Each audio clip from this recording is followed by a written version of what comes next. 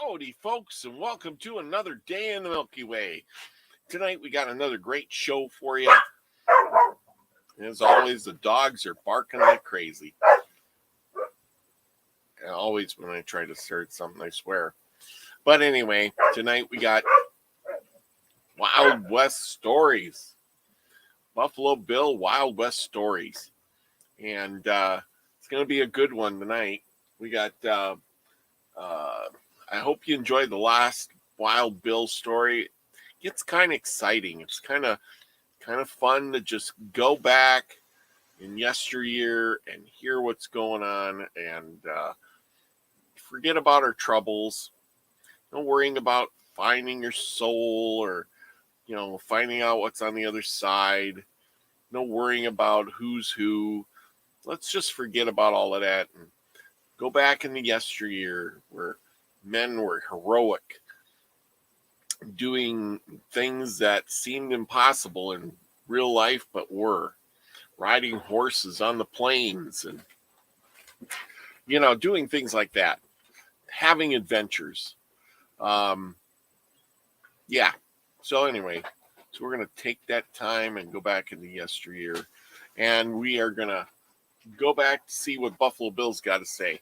So I hope you're all enjoying this. This is part one, beginning of it all. And of course, I got to share with you. And there we go. Buffalo Bill's stories. Tonight, we're going to start out with Buffalo Bill's best shot. Story of Wild West adventure. Now, as you noted here, this is from a subscription, $2.50 a year. The original Tales of Buffalo Bill's Adventures, price 5 cents. A whole 5 cents. Issued weekly. Yeah. So, as you get to see,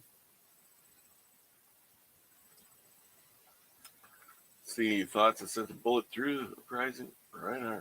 Buffalo Bill Stories, the only publication authorized by the Home F. and William F. Cody, Buffalo Bill himself. And it was this is May 1st, May 25th, 1901. That's over 100 years ago. Buffalo Bill's best shot. A story of Wild West adventure by the author of Buffalo Bill. Chapter 1, The Chief's Oath. Dave, let's see here. I'm going to trade glasses so I can see a little bit better. Dave, life is worth a good deal to me. Whether it is to you or not, for I want to live for those I love. Thus spoke Buffalo Bill, the famous American scout, to his bosom friend and longtime mate. In many a wild hunt, Dave Estes, as they looked eastward from the peak in the great Wind River Gap of the Rocky Mountains, for they were in the heart of the northwest hunting grounds of the Sioux Nation. The two scouts, well mounted and well armed, had come thus far alone into the dreadful range to satisfy themselves on 2 points. One, a rumor that placer gold was wondrously plentiful in the deep gulches of the Wind River Mountains. The other, that the bear, the elk, the mountain sheep, and the antelope. This was a hunter's paradise. They had learned that the rumors had good foundation, and they were prospected for fine gold in their black sand, in small nuggets, and in quartz ledges. As to game, they could have a flood of brigade, and not worried themselves in doing it. "What are you growling about, Bill?" said Dave. Reply, "The Reds are all off on the plains, and we've got the hills to ourselves. We've seen a heap of new ground on this scout, and I'd like to look a little farther. Let's stay on 1 day longer." "You said the same thing 2 days ago, Dave," said Bill. "Yet there are a day's ride nearest to sunset now than we were then. You never tire on a scout. Good reason why. You are all you're all at home. You have wherever you camp. But it isn't so with me. There's a heartstrings pulling me forward home where my loved ones are. Just so, getting married ruins a man for scouting life and plains life. It takes the game out of him. Look here, Dave. Step light or you'll wake me up," cried Bill, and the anger flashed from his eyes. "I'm as game now as I ever was, and you know it, or you ought to. You who saved your hair when you were down at the Sioux crowning for you like a pack starved wolves. You, Bill, you, and God bless you for it. Wasn't I married then, a husband and a father? Yes, Bill, and I take it back, all that I said, but I was never in such a game country as this before, and there's just one range I'd like to look at today, and then I'm willing to go back. If you are bent on scout today, don't go far. Be up in camp early. I'll take the horses down and pack our specimens and have supper ready when you come." "All right," said Dave, dismounting. "I'm going where the horses can't travel up the gulch we looked at yesterday." The scout, a small, agile, wiry man, left Buffalo Bill to return, while he, shouldering his Spencer rifle, took a long course along the ridge. Bill called to his well-trained horse of his mate to follow and turn Powder Face, his own favorite steed, in the direction of their camp, which had been pitched in a little valley near a small lake.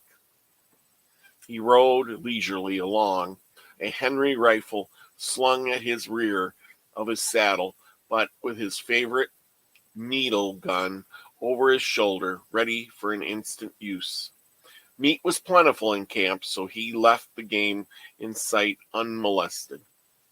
But in sight, he met his eyes that made him draw his horses close in cover under a clump of dwarf pines where he could see without being seen. He saw coming through the valley from the east 3 figures on horseback, riding in a terrific pace. He quickly got his field glasses into focus and by its aid discovered the riders. 2 rode side by side, several yards in advance of the third. One of the first was an armed Indian warrior, and he led the second horse, which bore an Indian girl who seemed to be bound to the horse which the warrior led.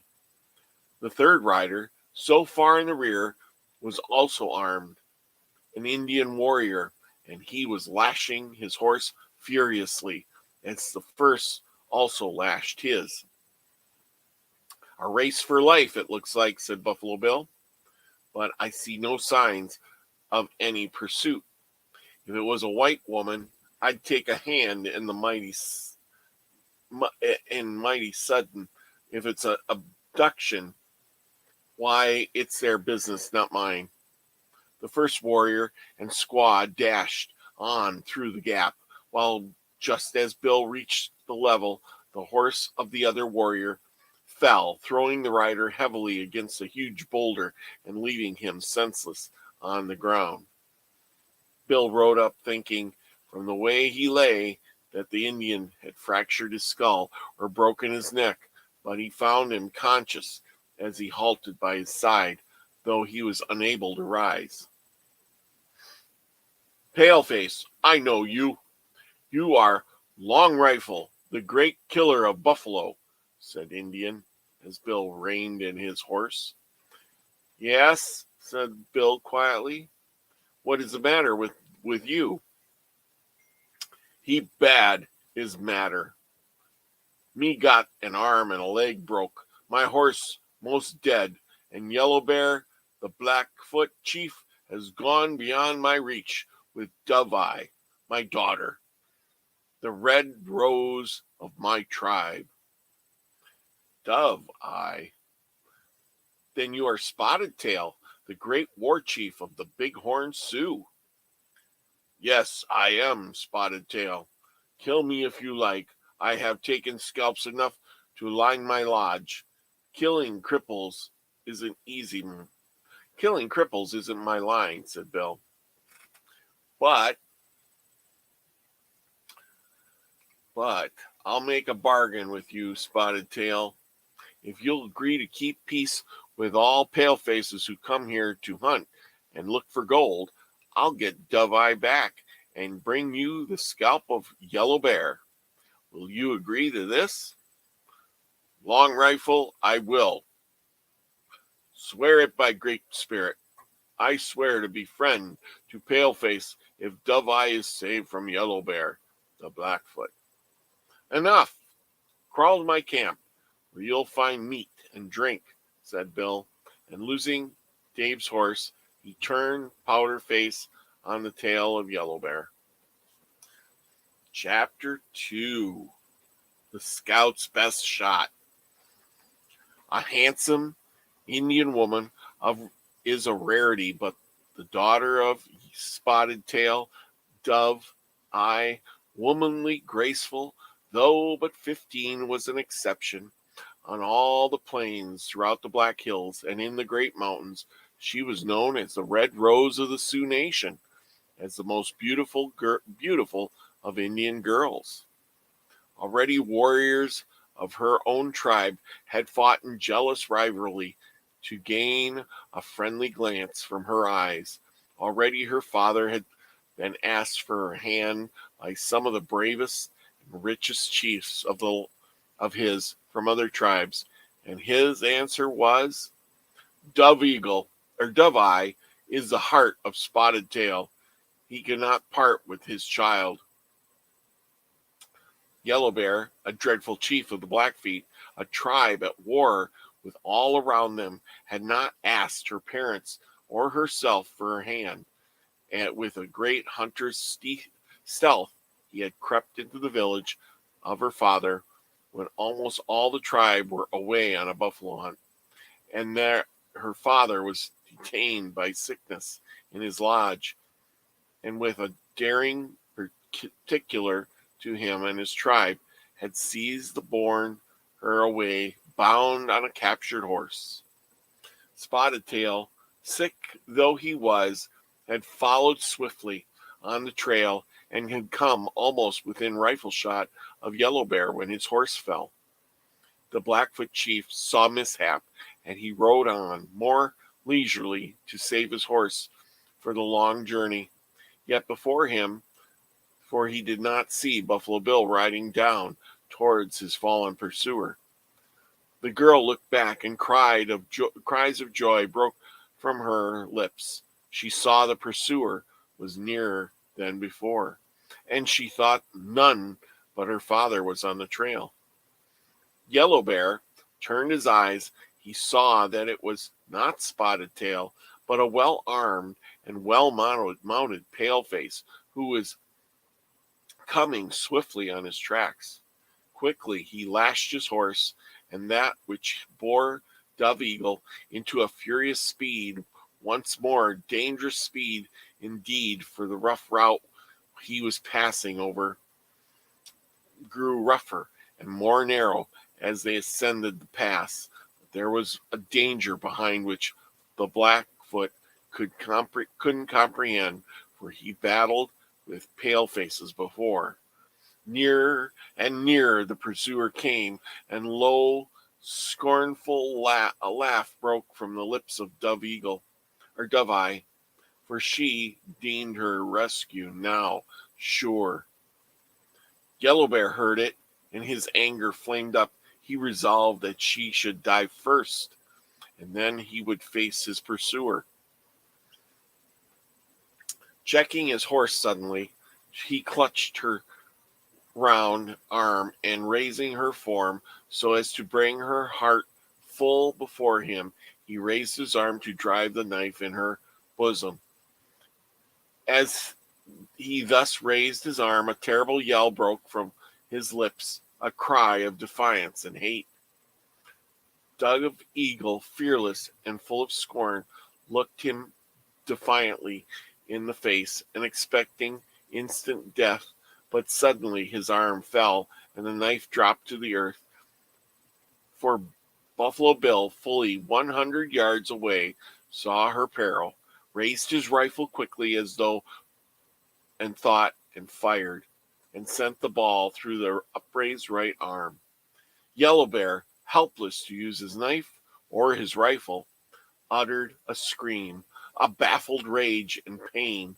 Then leaping from his horse, he plunged off into the thicket, where no horseman could follow him, just as Buffalo Bill dashed up to finish the work begun by the best shot he'd ever made. Dove Eagle is safe, he said. He reined his horse back to its haunches and cut the thongs which bound her. Your father is at my camp, waiting for her. Dove Eagle thanks the brave Paleface. Her life has been saved by him. She will be his friend forever. Buffalo Bill needs no thanks, said the heroic scout. But look to his horse. He promised to take your father back a scalp. He must get it. Bill threw the reins of his horse into the hands of the liberated maiden and sprang into the thicket after Yellow Bear. Dove Eagle saw the form of her preserver disappear, and her eyes gleamed with new light. He is the bravest as brave, she said. Dove, I will be his slave. She waited minutes, and they seemed long for him to return, and then almost as an hour passed before Buffalo Bill came back. When he did return, he looked flushed and angry. He can outrun a crippled but wild turkey and hide better than a chick pheasant. I've lost him and his trail, but I'll have his scalp yet and keep my word with Spotted Tail. Dove Eagle did not speak, or Dove Eye did not speak. She never dared to speak to her father when his brow wore the anger cloud, and she thought she must be silent when the brave Paleface was angry. We will go to the camp where your father is. She bowed her head and turned her horse, while Bill secured the other horse so that the Blackfoot chief could not find him and remount. Buffalo Bill now led the way down the pass, closely followed by Dove Eagle, whose eyes watched with admiration every moment of his manly, graceful form. There is no warrior like him in all the tribes, she murmured. As she rode on, Dove Eagle must win his love. Chapter 3. The Little Scout in Love. When Buffalo Bill led the captured horse, deserted by Yellow Bear and followed by Dove Eagle, rode back to where he had left Spotted Tail, he found the chief seated on the ground near his dead horse, for the animal had literally run on until its life gave out.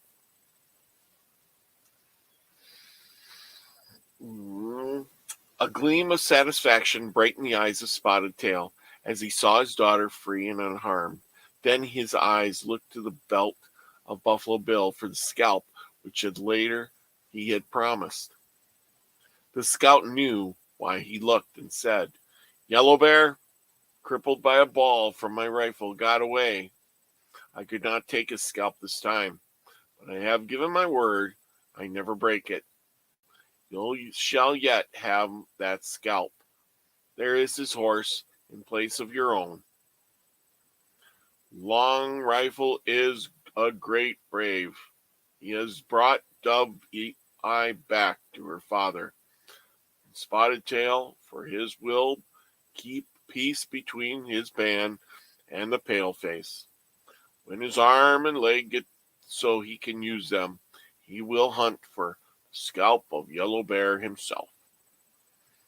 But now he must be taken back to his own people, for he is no good with these broken bones. It is but a day's ride to the lands of the Blackfeet, and Yellow Bear will get to his people, and it may become back to try and steal Dove-Eye again and take the scalp of her father. A day's ride only?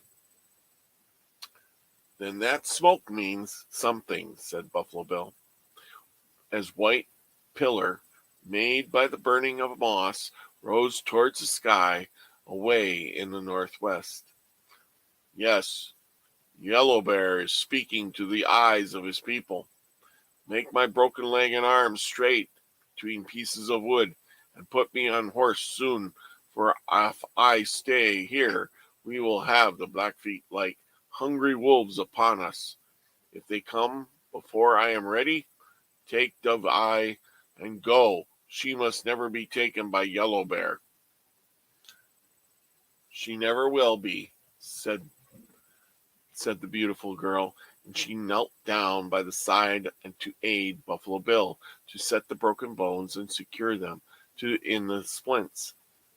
With such skill as been brought up in the plains almost invariably possess, the hunter proceeded to place the broken limbs in proper position, and then with this long silken scarf which he wore, cut into strips, he bound the splints in place.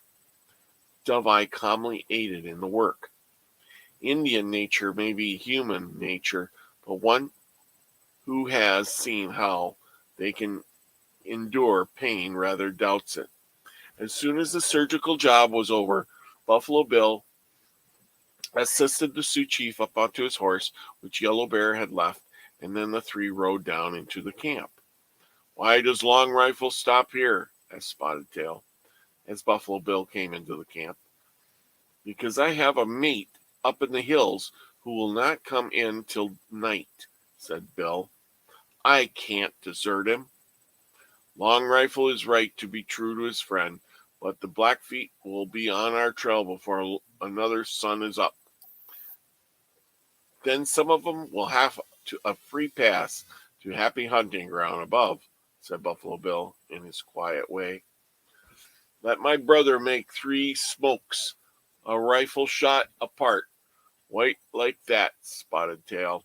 If any hunters or warriors of my tribe see them, they will not let their horses rest until they are with their chief. Does Long Rifle know how to make the white smoke? And the chief pointed to a pillar of smoke in the northwest. I will make the smoke, while Dove-Eye cooks meat for her father. There is plenty here. The hunter pointed to the birds, venison, and fish, all hanging to branches near his campfire, and then he tore a large lot of moss from the trees near at hand, mounted his horse, and rode away to make the smoke signal. Soon Spotted Tail saw 3 white pillars going up at the still air, and he hoped that they might be seen by some of his braves. Dove-Eye, while the scout was gone on his errand, which the ready tack of a forest-born maiden stirred up the embers of the campfire and placed meat, fowls, and fish before the coals on the forked sticks which had been used for that purpose before. Then she peeled dark bark for platters, for she had some pale faces use plates, and she wished to do all she could to please the brave man who had rescued her. Buffalo Bill smiled when he saw not only how nicely she had cooked the meat, but how neatly it was laid upon the bark plates. And he said, Dove Eagle knows how to keep a lodge. The girl knew he spoke the compliment. His pleased looks told that. Will Long Rifle and my father eat? She asked. Will Dove Eye, and so must you, for you need as much as we. Dove Eye will wait till her father and his friend are done, then she will eat. Buffalo Bill knew what Indian customs were too well, and to try to persuade her against them, and he joined Spotted Tail in a hearty meal. When her father and her hunter had finished, Dove Eye showed that the late perils she had passed through and not lessened her hunger, for she ate heartily. Suddenly, the sound of footsteps aroused the attention of Buffalo Bill, who'd been looking dreamily into the fire on which Dove Eye had just thrown her dinner plates. The eyes of the scout rested upon Dave Estes, who had come suddenly into camp and now stood transfixed with wonder, gazing intently on Dove Eye, who in turn gazed at him, seeming to measure him from head to foot. Glad you're back, Dave, for we'll find these hot quarters before long if we stay, said Buffalo Bill. Where is that red angel dropped from? Asked Dave, still gazing at Dove Eye. Dave never seen such a handsome and Indian girl as she was. Buffalo Bill laughed as he answered, The girl is Dove Eye, the daughter of the great Sioux war chief Spotted Tail, who lies there with a broken leg and arm. We've got to see them safe back to their village. I'm in for that, but how did they come here? What a beauty she is. Does she understand English? Well, as well as you and I can imagine by the smile on her face, she is stolen away from her father, a yellow bear, a Blackfoot chief, and her father broke down here in the chase. I made a bargain with him to keep peace, and then took the trail, got within shot of the Blackfoot, and winged him. By that I got her back safe, and here she is. Bill, you're a mess, cuz. Why didn't you let me save the gal? Cried Dave. Why weren't you on hand so as to take my chance? You were bent on prospecting, you know, and that took you out of the way. Cuss the luck. I'd rather do her a favor than the best born lady. She is prettier than any picture I've ever saw. Dave, you're in love. I know it, Bill. And if she doesn't love me, I shan't be my fault. These latter expressions were uttered in a tone too low for Dove Eye to hear them, for she had turned away from the two ardent gazes of the young scouts. Spotted Tail now spoke, addressing Buffalo Bill. Since a friend of Long Rifle has come back, would it not be better that we travel before the sun goes out of sight? The Blackfeet may be near to answer the signal of Yellow Bear. Yes, said Buffalo Bill. As soon as my mate gets a bite to eat, we will start. Meat here already? Said Dove Eye, producing the store she had laid away. I'll eat as a ride, said Dave. Starting as soon as you like, we can make 20 miles before dark. Little Brave has a good heart. Me like him. He is a brother of Long Rifle, said Dove Eye, pleased at the readiness to go with Dave Estes exhibited. Not a brother, but a mighty good partner, said Buffalo Bill. He ain't much on size, but he's keener than a whip snake in a fight and worse than a wolf on a hunt. Dave heard the words of the girl, and he sprang to get his horse ready, for he had an idea he would win her even if he had no hand in her rescue. Does she know you're married, Bill? Asked Dave in a low tone, looking back at the girl as he caught her own horse. Not that I know of, but you needn't fear me. I think we'll have enough to think of to save our scalps before we are out of this one. Help me get Spotted Tail on his horse, and easy as we can, and then we'll be off. The Sioux chief was in a bad fix to ride, but he knew that his life depended on him getting out of the vicinity, and he bore his pain without a murmur when the two scouts lifted him into the saddle and secured him so that he would not fall in pain or weakness should overcome him. Dove-Eye arranged her own saddle and was mounted before Dave could offer assistance. With her usual forethought, she cut a quarter of venison loose from the branches on which it hung, so that when they next halted, there would be no necessity to kill meat.